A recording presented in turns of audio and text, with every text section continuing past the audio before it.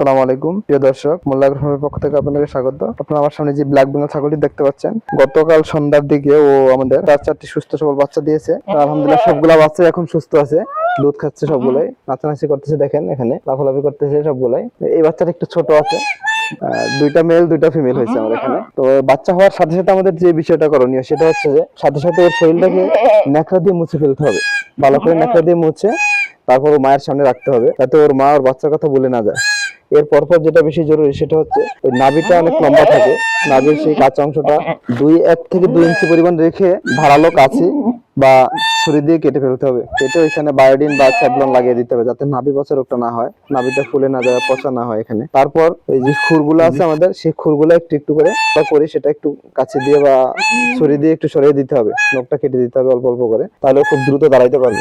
বাচ্চাগুলোকে আমরা এমন ভাবে রাখবো, শুষ্ক স্থানে রাখতে হবে। এই যে দেখেন আপনারা, এরকম কিছু খড় দিয়ে এরকম আমরা এখন রাখছি, এটা এই যে এরকম ভাবে রাখতে হবে যাতে ওরা উৎস থাকে, ওদের শরীরগুলো যাতে শুষ্ক এবং উৎস, যাতে একটু তাপ একটু গরম হয়, শরীরটা ঠান্ডার কোনো সমস্যা যাতে না হয়, এই যেভাবে রাখতে হবে আমাদের বাচ্চাগুলোকে। তবে একটু যত্ন করে আমরা যদি একটু টেক কেয়ার করি, তাহলে আমাদের মৃতের সংখ্যা হবে 0%। কারণ অনেকে বাচ্চা, ছোট ছোট বাচ্চা অনেকের মারা যায়, শুধু একটু যত্নের হবে। যদি আমরা সুন্দরভাবে একটু টেক কেয়ার করতে পারি, তাহলে আমাদের বাচ্চার মৃতের হার 0% হবে। তো বাচ্চাকে যখন মোটামুটি দাঁড়াতে পারে বা যখন একটু চঞ্চল হয়, সাথে সাথে মানে আধা ঘন্টার ভিতরে আমরা ওকে শাল দুধ খাওয়ানোর ব্যবস্থা করবো।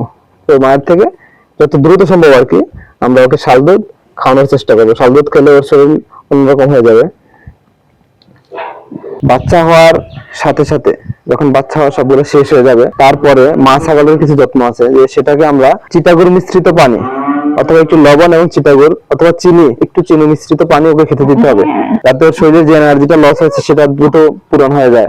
এবং এর পরবর্তীতে ওর প্লাসেন্টা, যেটা গর্ভফুল বলি আমরা, সেটা যাতে পড়ছে কিনা এবং সঠিকভাবে একটু পর্যবেক্ষণ করতে হবে, যাতে ওইটা ভিতরে না থেকে যায় আর কি। যদি ওইটা না পড়ে স্বাভাবিকভাবে, তাহলে কিছু মেডিসিন ইউজ করতে হবে অথবা ডাক্তারের শরণাপন্ন হতে হবে।